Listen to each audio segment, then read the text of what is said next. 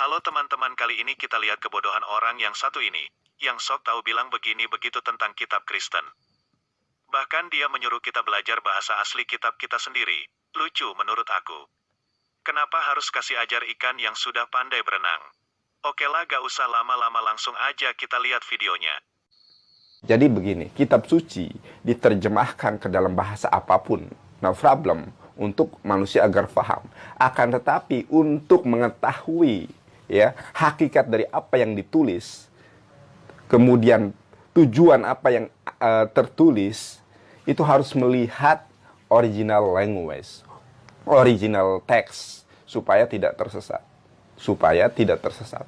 Ketika kita hanya mengacu kepada terjemahan, itu akan membuat kita tersesat. Kenapa? Kadang terjemahan itu tidak sesuai dengan original teksnya, tidak sesuai dengan original language-nya. Saya gak perlu jawab apa yang kamu bilang ini. Biarlah ayat ini yang menjawabnya. Wahyu 22 ayat 18 dan 19 berbunyi demikian. Aku bersaksi kepada setiap orang yang mendengar perkataan-perkataan nubuat dari kitab ini. Jika seorang menambahkan sesuatu kepada perkataan-perkataan ini, maka Allah akan menambahkan kepadanya malapetaka-malapetaka yang tertulis di dalam kitab ini. Dan jikalau seorang mengurangkan sesuatu dari perkataan-perkataan dari kitab nubuat ini, maka Allah akan mengambil bagiannya dari pohon kehidupan dan dari kota kudus, seperti yang tertulis di dalam kitab ini. Oke, jelaskan bro. Biar Allah yang bekerja, biar Allah yang memberi malapetaka dan hukuman kepada pembuat-pembuat dan penulis-penulis Alkitab ini, jika benar sudah dipalsukan. Udah jelaskan bro, kenapa kami tidak perlu mencari tahu aslinya seperti apa? Karena jelas jika orang yang memalsukan akan kena malapetaka itu dan dihukum di akhirat dan sudah pasti masuk neraka. Dan aku mau tunjukin video yang perlu kamu lihat dan kamu pahami bro. Oke ya bro, selamat menonton. Maka di saat itu Nabi Nuh berdoa kepada Allah Ta'ala, ya Allah, ini makanan kita dirusak sama hewan, yaitu tikus. Bagaimana ini solusinya? Langsung munajat. Allah Ta'ala perintahkan Nabi Nuh, nanti tarik ekornya singa. Ditarik ekornya singa. Hanya perintah seperti itu. Ternyata Allah turunkan al-humma, wabah penyakit demam. Yang pertama kali mengalami penyakit demam itu singa. Ketika singa ini demam, Nabi Nuh diperintahkan menarik ekornya singa. Ketika ditarik ekornya singa, singa tersebut dia bersin. Ketika dia bersin, muncullah penciptaan kucing. Ingat ya itu, kucing berasal dari bersin singa. Entah apa yang Allah pikirkan dulu, sehingga dia lupa menciptakan kucing, hanya menciptakan tikus. Oke lah, lanjut ke video berikutnya. Yang diriwayatkan oleh Wahab bin Munabbih bahwa ia pernah bercerita ketika Nabi Nuh telah naik ke atas bahtera, maka diperintahkannya masuk bersamanya berpasang-pasangan dari setiap jenis hewan, sampai anjing dan kucing pun tidak ketinggalan ikut naik ke kapal Nabi Nuh alaihissalam tersebut. Lalu Nabi Nuh alaihissalam melarang semua hewan untuk bersetubuh supaya tidak beranak pinak. Jika mereka beranak di kapal tersebut, maka dikhawatirkan akan penuh sesak oleh anak-anak mereka saat itu.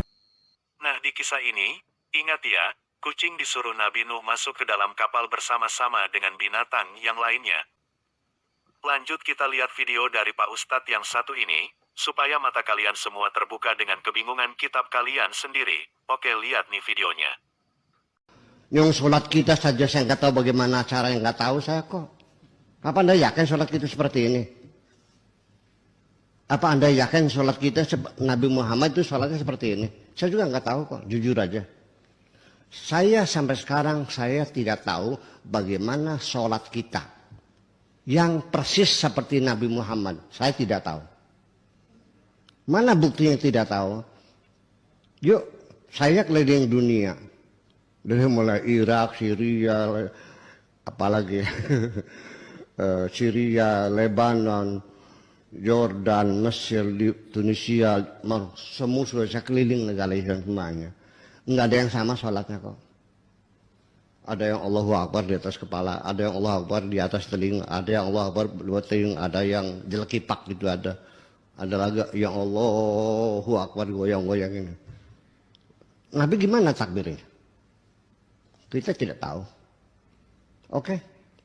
Setelah itu Nabi baca iftitah enggak? Allahu Akbar kabira. Bacaan iftitah berbeda-beda. Betul enggak? Setelah itu baca Fatihah. Baca Fatihah berbeda-beda. Ada yang baca Fatihah, ada yang tidak baca Fatihah.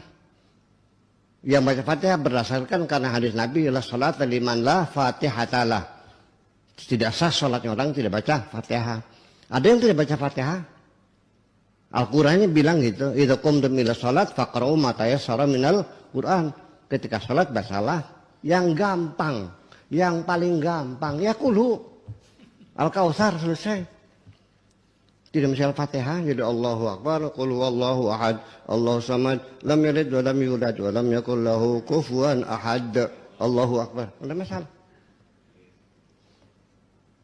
Yang baca Fatihah ada yang baca Bismillahirrahmanirrahim, Alhamdulillahirabbil alamin. Ada yang pakai basmalah, ada yang tidak, langsung Allahu Akbar, Alhamdulillah tanpa basmalah.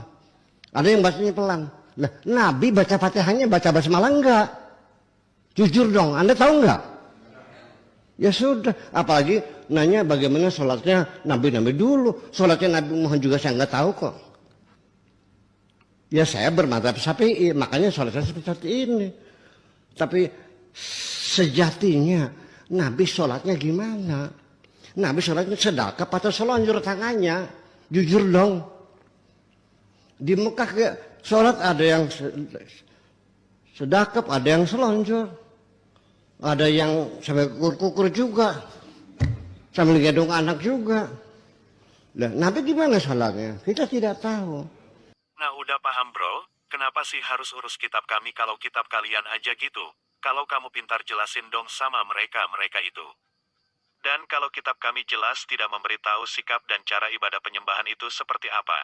Makanya kami beribadah dengan cara bebas, yang penting sopan dan dengan sungguh-sungguh, dengan roh dan kebenaran, memuji dan memuliakan nama Tuhan Yesus Kristus.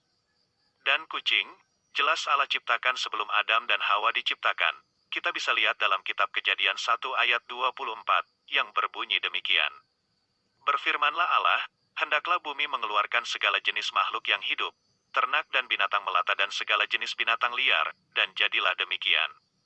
Memang tidak disebutkan tapi binatang liar dan segala ternak ken semua diciptakan pada saat itu. Ya termasuk kucing lah, karena tidak mungkin Allah kami lupa bro. Kenapa urus agama orang lain dan urus kitab orang lain, sedangkan kitab sendiri masih bingung kucing asalnya dari mana? Seharusnya sebelum kamu urus kitab kami, yang kamu bilang terjemahan itu, kamu urus dulu, jelasin dulu kucing itu asalnya dari mana, dari bersin singa atau sudah ada sebelum air bah.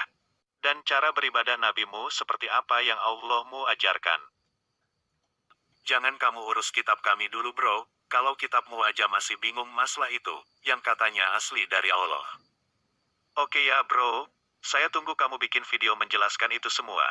Kapan perlu kamu undang orang-orang yang bikin video itu, biar saudara-saudara kamu seiman tahu yang mana yang benar. Oke ya bro. Sekian video kali ini, semoga Tuhan Yesus saya memberkati kalian semua, amin.